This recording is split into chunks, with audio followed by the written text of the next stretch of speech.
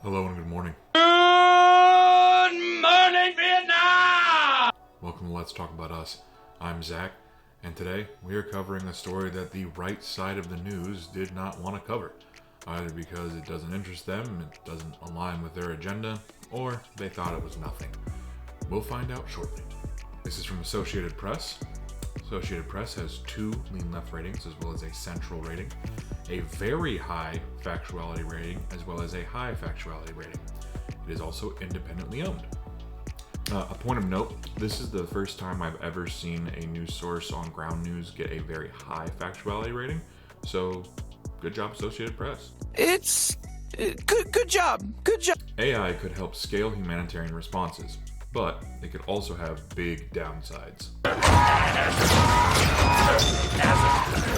By Thalia Beatty, updated this morning. As the International Rescue Committee, with dramatic increases in displaced people in recent years, the refugee aid organization has looked for efficiencies wherever it can, including using artificial intelligence.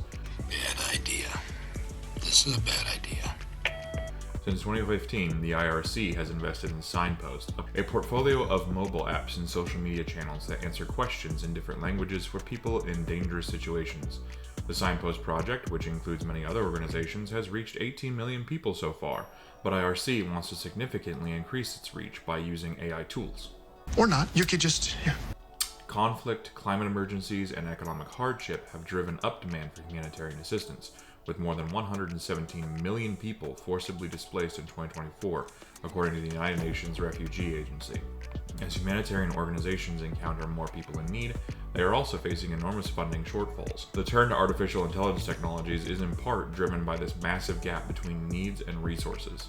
We need money. To meet its goal of reaching half of displaced people within 3 years, the IRC is building a network of AI chatbots that can increase the capacity of their humanitarian officers and the local organizations that directly serve people through Signpost. For now, the project operates in El Salvador, Kenya, Greece, and Italy, and responds in 11 languages. Most impressive. It draws on a combination of large language models from some of the biggest technology companies, including OpenAI, Anthropic, and Google. The chat response system also uses customer service software from Zendesk and receives other support from Google and Cisco systems. Beyond developing these tools, the IRC wants to extend this infrastructure to other nonprofit humanitarian organizations at no cost. Very generous of you. They hope to create shared technology resources that less technically focused organizations can use without having to negotiate directly with tech companies or manage the risks of deployment. We're trying to really be clear about what the legitimate concerns are, but lean into the optimism of the opportunities, and also not allow the population we serve to be left behind in solutions that have the potential to scale in a way that human-to-human or other technology can't, said Jeannie Annan, International Rescue Committee's Chief Research and Innovation Officer. The response and information that Signpost chatbots deliver are vetted by local organizations to be up-to-date and sensitive to the precarious circumstances people could be in. An example query that IRC shared is of a woman from El Salvador traveling through Mexico to the United States with her son, who is looking for shelter and for services for her child. The bot provides a list of providers in the area where she is. More complex or sensitive queries are escalated for humans to respond. Oh, good. Oof. The most important potential downside of these tools would be that they don't work. For example, what if the situation on the ground changes and the chatbot doesn't know? You provide information that's not just wrong, but dangerous. Yeah, duh! A second issue is that these tools can amass a valuable honeypot of data about vulnerable people that hostile actors could target. What if a hacker succeeds in accessing data with personal information, or if that data is accidentally shared with an oppressive government? IRC said it's agreed with the tech providers that none of their AI models will be trained on the data that the IRC, the local organizations, or the people they are serving are generating. They've also worked to anonymize the data, including removing personal information and location. As part of the Signpost AI project, IRC is also testing tools like a digital automated tutor and maps that can integrate many different types of data to help prepare for and respond to crises. Kathy Petrosino, who works for the not-for-profit research and development company MITRE, or MITRE, said AI tools do have high potential but also high risks. To use these tools responsibly, she said, organizations should ask themselves, does the technology work? Is it fair? Are data and privacy protected? They didn't stop to think if they should.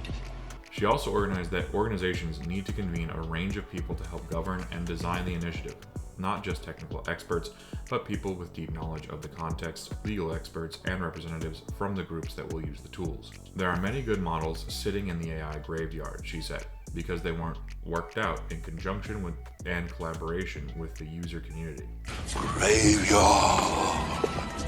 For any system that has potentially life-changing impacts, Petrozano said groups should bring in outside experts to independently assess their methodologies. Designers of AI tools need to consider the other systems it will interact with, she said, and they need to plan to monitor the model over time. Consulting with displaced people or others that humanitarian organizations serve may increase the time and effort needed to design these tools, but not having their input raises many safety and ethical problems, said Helen McKinney, Executive Director of CDAC Network. It can also unlock local knowledge. People receiving services from humanitarian organizations should be told if an AI model will analyze any information they hand over, she said, even if the intention is to help the organization respond better. That requires meaningful and informed consent, she said. Will you consent? They should also know if an AI model is making life-changing decisions about resource allocation and where accountability for those decisions lies, she said. Deegan Ali, CEO of Adesso, a nonprofit in Somalia and Kenya, has long been an advocate for changing the power dynamics in international development to give more money and control to local organizations. She asked how IRC and others pursuing these technologies would overcome access issues, pointing to the week-long power outages caused by Hurricane Helene. In the US, chatbots won't help when there's no device, internet, or electricity, she said. Okay, maybe it's because it's a quote that it doesn't sound right, but alright. Sorry, can you repeat all that? That's what it says. Ali also warned that few local organizations have the capacity to attend big humanitarian conferences where the ethics of AI are debated. Few have staff both senior enough and knowledgeable enough to really engage with these discussions, she said, though they understand the potential power and impact these technologies may have. We must be extraordinarily careful not to replicate power imbalances and biases through technology, Ali said. The most complex questions are always going to require local, contextual, and lived experience to answer in a meaningful way. That's the end of the article. So, first of all, what do you guys think of this? Second, what I think of this is I think before we let AI anywhere near humanitarian aid situations, we need to know like 100% that it's not going to do what other generative AI has been doing, where it will generate an absolutely incorrect response based off of data that it stole from some source out there that is unreputable. It's also really weird having this conversation. Like, never in my lifetime did I think I would ever have the conversation of, should we let robots dictate humanity and how it saves itself? But I mean, here we are. Here we are in the year 2024. This has been Let's Talk About Us. I'm Zach.